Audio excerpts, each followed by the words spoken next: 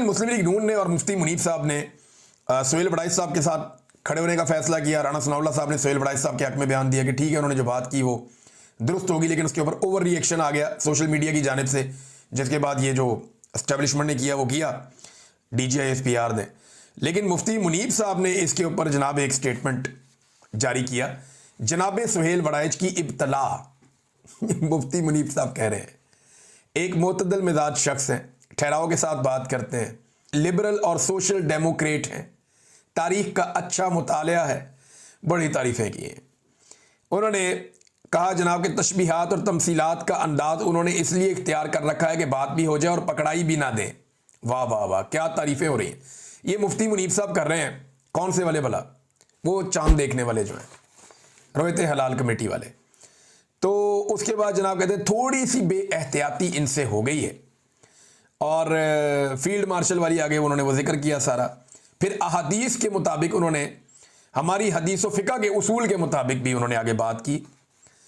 तो फिर उन्होंने कहा जनाब के नरमी की गुजारिश भी की, लेकिन उन्हें रियायती नंबर दिए जाने चाहिए, हम सब ने मिलकर आगे चलना है। मुफ्ती मुनीब साहब, सोहेल वड़ाइच की दफ़ा आपको एक स्टेटमेंट दिया DGISPR ने, और आपने क्या उर्दू और अरबी का और क्या ज़बान आप इस्तेमाल की अदबी, और आपने उनके लिए कैसा रास्ता बनाया। आपने ये रास्ता इद्दत वाले केस में क्यों नहीं बनाया? मुफ्ती साहब, आपने ये रास्ता तब क्यों नहीं बनाया जब अरशद को शहीद कर दिया गया, शहीद अरशद शरीफ को पाकिस्तान छोड़कर जाना पड़ा? आपने ये रास्ता साबिर शाकिर के लिए क्यों नहीं बनाया? आपने मुईद पीरज़ादा का नाम क्यों नहीं लिया? मुझे पाकिस्तान के इदारों ने 5 महीने तक जबरी तौर पर लापता रखा, तब आपने कोई स्टेटमेंट क्यों नहीं दिया?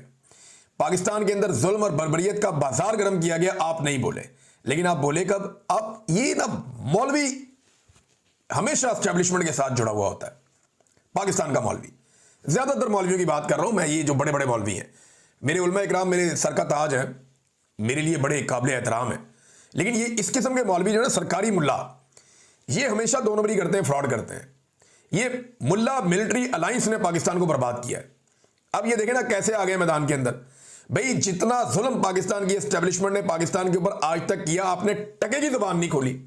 फातिमा जिन्ना के लिए आप लोग नहीं बोले, लियाकत अली के लिए आप लोग नहीं बोले, जुल्फिकार भुट्टो के साथ जुल्म हुआ आप नहीं बोले। जब एस्टेब्लिशमेंट ने नवाज शरीफ के साथ जुल्म किया आप तब भी चुप रहे। जब एस्टेब्लिशमेंट ने इमरान खान के साथ जुल्म और जबर किया, औरतों को जेलों में डाला हुआ है, सड़कों पर घसीटा, आप नहीं बोले।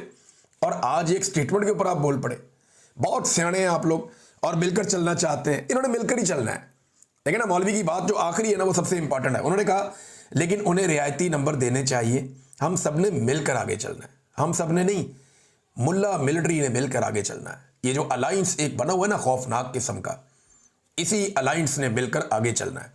यही मौलवी इमरान खान साहब के दौर में जब तनकीद हो रही थी, जब इमरान खान साहब आलमी सतह पर आवाज उठाते नामूस रिसालत के लिए, तो ये मौलवी सड़कों पर थे।